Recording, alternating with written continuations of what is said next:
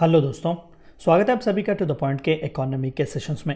आज के इस चैप्टर में हम नॉन बैंकिंग फाइनेंशियल कंपनीज या फिर नॉन बैंकिंग फाइनेंशियल इंस्टीट्यूशंस क्या होते हैं उन सभी के बारे में बात करने की कोशिश करेंगे, जानेंगे कि दरअसल ये कितने क्रूशियल है और ये बिजनेस किस तरीके से करते हैं, इन्हें प्रॉफिट्स वगैरह किस तरीके से आते हैं, इन सभी के बारे में आज का हमारा ये टॉपिक। तो आइए शुरू करते हैं।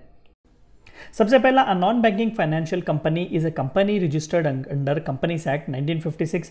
ये आम रोजमर्रा की कंपनी जैसे हम देखते हैं उसी तरीके से यहाँ पर भी paid up capital, share holders वगैरह सभी होते हैं। तो ये कंपनीज एक्ट 1956 के तहत रजिस्टर होता है।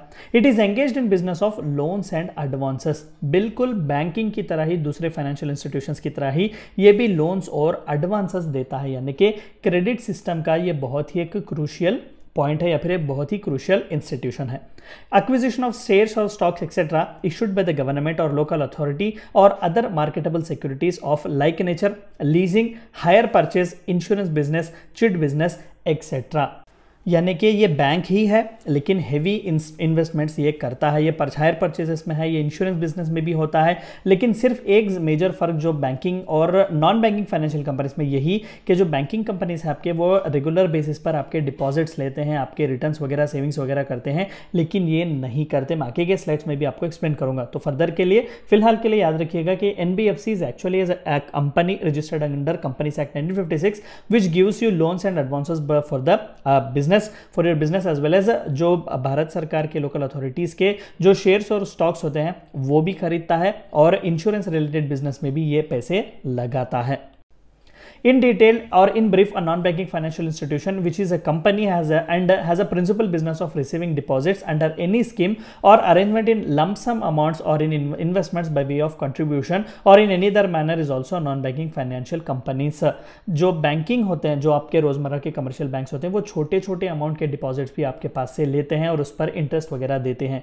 लेकिन यहाँ पर non banking financial institutions lump sum amounts में डील करता है। बड़े बड़े इंस्टीट्यूशंस को वो लोन वगैरह प्रोवाइड करता है, वो वहां पर बिजनेस करता है, वहां पर वो मनी वसूल करने की कोशिश करता है। यहाँ पर आप देखिए थोड़ा बहुत difference what is between bank and NBFCs, क्योंकि आजकल एनबीएफसीज बहुत ही छाए हुए हैं न्यूज़पेपर्स में।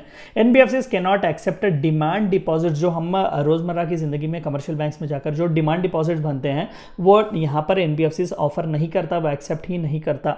NBFCs do not form part of the payment and settlement system and can not issue cheques drawn on itself. जैसे कि आप कमर्शियल बैंक्स के चेक्स लेकर ड्रॉ कर सकते हैं, उसी तरीके से आप एनबीएफसीज में चेक्स वगैरह इशू नहीं कर सकते, ड्रॉ नहीं कर सकते। पेमेंट और सेटलमेंट सिस्टम का यहाँ पर हमें ये पार्ट नहीं है, इसीलिए तो कहा कि लमसम अमाउंट में वो बस डिपॉजिट्स एक्सेप्ट करता है और फर्दर जो है बिजनेस में इन्वेस्ट करता है।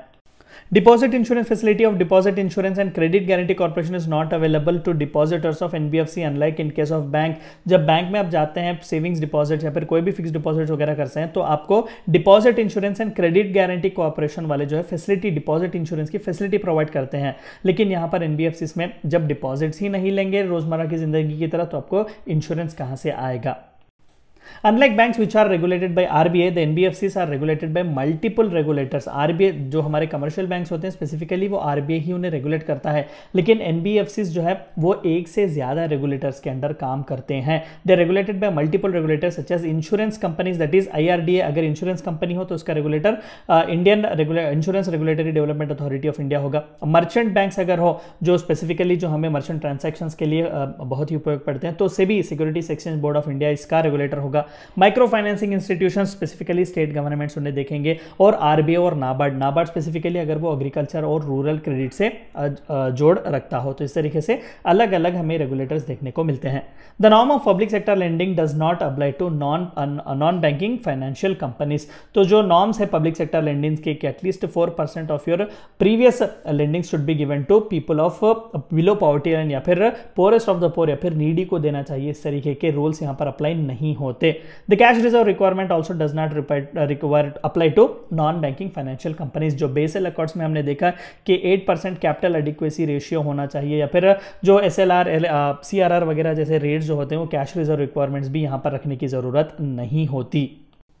कैटेगराइजेशन ऑफ एनबीएफसीज, तो एनबीएफसीज को भी जिस तरीके से हमने डेवलपमेंट फाइनेंस इंस्टीट्यूशंस को देखा उसी तरीके से नॉन बैंकिंग फाइनेंशियल कंपनीज को भी हम कैटेगराइज कर सकते हैं, जैसे कि एसेट फाइनेंस कंपनी जो स्पेसिफिकली एसेट डीलिंग्स में करता है, investment company specifically venture capitalist की तरह इन्वेस्ट करते हैं, लोन कंपनी जो लोन से ही डील करता है, infrastructure finance company infrastructure debt fund NBFCs, micro finance NBFCs and systematically important core investment companies. तो इस तरीके से अलग अलग नॉन बैंकिंग फाइनेंशियल कंपनीज के कैटेगराइजेशन हो सकते हैं। तो ये थी चंद बातें जो आपको जाननी थी एनबीएफसीज के बारे में। Thank you for watching my video.